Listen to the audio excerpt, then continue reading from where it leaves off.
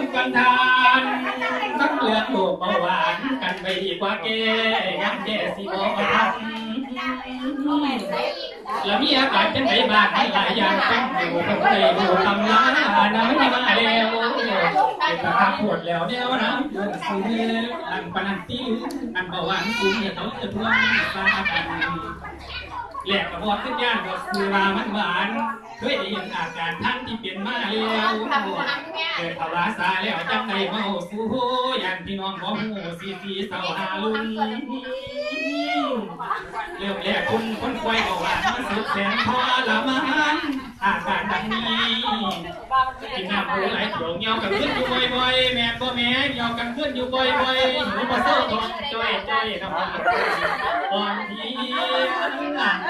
ร่างกายอ่อนเปียดีเที่ยไงตามัวบ่เนาะร่างกายอ่อนเปียเลี่ยเที่ยไงตามัวเกิดบาดแผลบอกให้เศร้าหายซาเป็นมือซากินเสยปากกับเปื่อยหัวหนูมักกินเสือน้ำหูขวางปองเงียวเนื้อหูแล้วเอามาฟังขอทำขอทำมึงจัดหน่อยซุ้มประเภทน้ำอ้อยเพิ่งยิ่งทำกันขนมหวานกับน้ำสั้นไว้ท่องยิบยอดไปจนทอดมูเราเบียร์เครื่องดื่มบานผลไม้มูนั้นอ่อนแอทุเรียนน้ำขึ้นคือว่ามันหวานแห่งหมดท่านเสด็จทางส่วนอาหารกินได้ปลอดภัยลำคาผักต่างๆนานาเป็นประเภทพวกแกงได้เป็นพอดี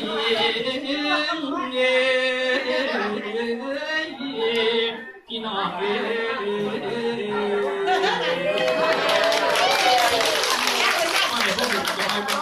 วันประมาณบอกอีเมลบ้างอันเตยมันจะน้อยหายจากคนเดี๋ยวหายจากที่ที่หลังนี่คนที่สามเข้ามาสุพรรณนะครับคนที่สามเข้ามาสุพรรณนะครับสามเข้ามาสุพรรณเด้อไม่ว่ามีผู้ตกปลาไหมเนาะไอ้พี่กับครูเอาลบด้วยกันเอาบังเอาบังโอ้เสียงที่ดังในน้องบังเถิดนาโอ้เสียงที่ดังเร็วมาโอ้เสียงที่ดังเร็วมาพี่ลองเก็บหาน้องไม่เก็บผมมันคงไม่สมคนที่จริงคอยนี้ไอ้คอยอยากกินคอยอยากกินไม่เคยเห็นหญิงมันชอบหักหลังใจไม่น่าขัดหักฟังใจไม่น่าขัดหักฟังใจบางหลังยังใจดีใจบางหลังผู้ใหญ่บ้านผู้ใหญ่บ้านลูกข